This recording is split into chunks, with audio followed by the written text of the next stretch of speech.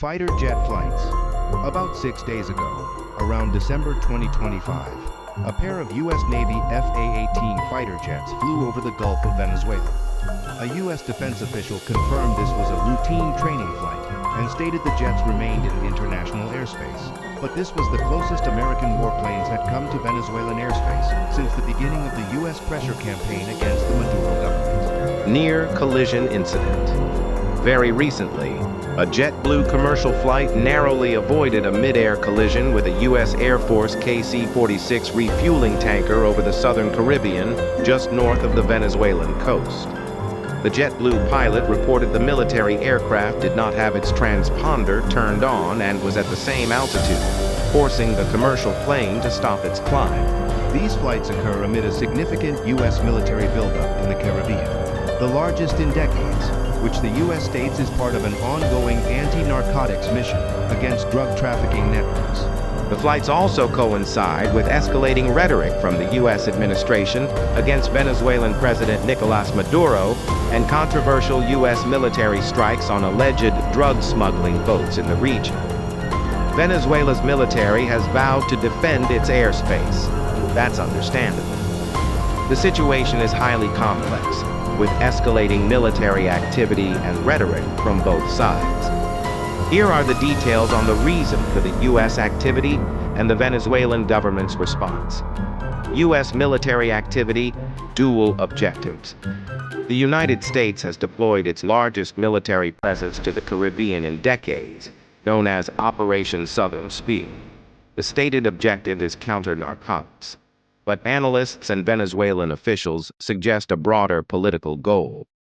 The U.S. government has labeled certain Latin American drug cartels, including the alleged Venezuelan organization, Cartel de los Soles, which the U.S. claims is headed by President Nicolas Maduro, as narco-terrorist groups.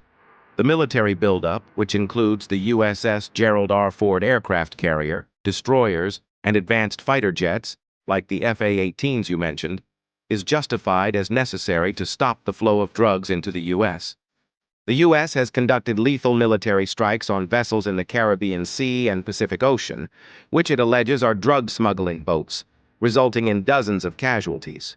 Many experts and Venezuelan officials believe the true, or at least primary goal, is to increase pressure on President Nicolas Maduro to force his departure. The deployment includes assets like F-35 stealth fighters and combat search and rescue aircraft that are better equipped for tactical air combat operations over hostile territory than for a simple anti-drug patrol. Recent provocative actions, such as the seizure of an oil tanker carrying Venezuelan crude near its coast, justified by the U.S. as targeting an illicit oil shipping network, are seen as direct economic attacks designed to cripple the Maduro government.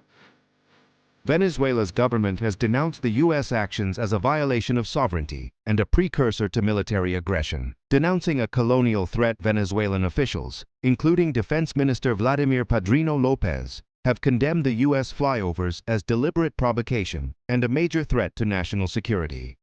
President Maduro and his allies insist that the U.S. military operation is a fabricated excuse to steal the country's vast oil resources and force a government change.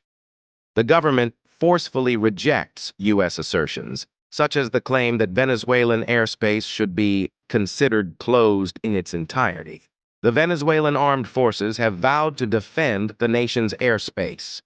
Defense Minister Padrino highlighted the capabilities of the Integral Airspace Defense Command, Code AI, with its modern radars and missile systems, stating they are prepared for an effective and immediate response against imperialist threats.